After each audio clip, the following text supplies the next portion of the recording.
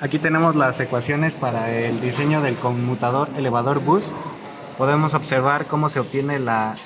diferencia de corriente, que es igual al voltaje en la entrada por el duty cycle por el periodo entre 2 veces la inductancia.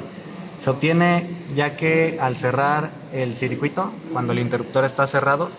se realiza el siguiente cálculo con la gráfica del voltaje en el inductor cuando está abierto y cerrado, y se obtienen las siguientes fórmulas para al despejar obtener la misma ecuación de aquí. Después se hace un análisis con el interruptor abierto, donde se obtiene el duty cycle, y al tener el interruptor abierto, el voltaje en la salida, el voltaje en el inductor es igual al voltaje de entrada menos el voltaje de la salida, que eso es igual al voltaje en el inductor,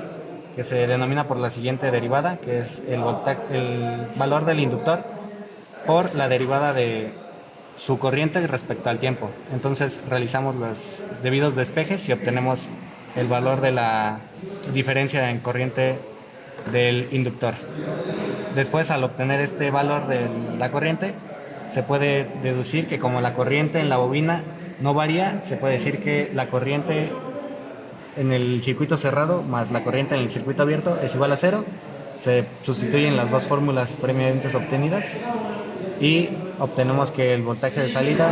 es igual a la voltaje de entrada entre 1 menos el duty cycle.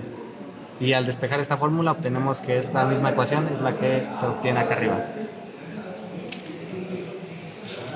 Después, para obtener la corriente en el inductor, como se sabe que la potencia entregada por la fuente debe ser igual a la potencia entregada por la carga, se sustituye la ecuación de la potencia, que es voltaje al cuadrado entre resistencia, y como la potencia de la salida es igual a la potencia de entrada, que es voltaje por corriente, se obtiene que es igual a voltaje al cuadrado entre la resistencia, y como el circuito está cerrado, se obtiene que la corriente en la entrada es igual a la corriente en el inductor. Entonces sustituimos esta IS por el IL y de aquí despejamos IL hasta obtener la ecuación de acá arriba, que es igual a esta. Esto es para sacar la corriente máxima y mínima del inductor en el boost. Entonces obtenemos la siguiente gráfica, que es cómo se comporta la corriente en la bobina y en los tiempos del duty cycle, el periodo y la diferencia de corriente. Entonces, para obtener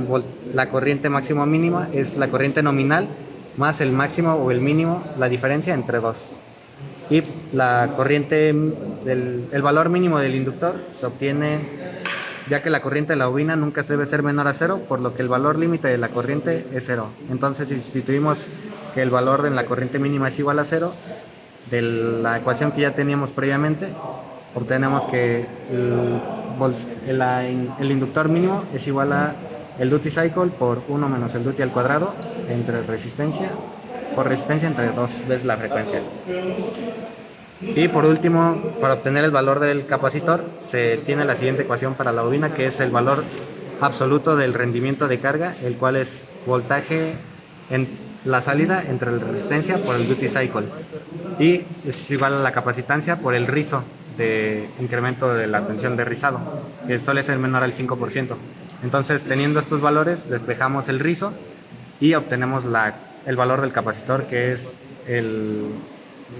duty cycle entre la resistencia por el rizo por la frecuencia, que es la misma ecuación que tenemos acá arriba.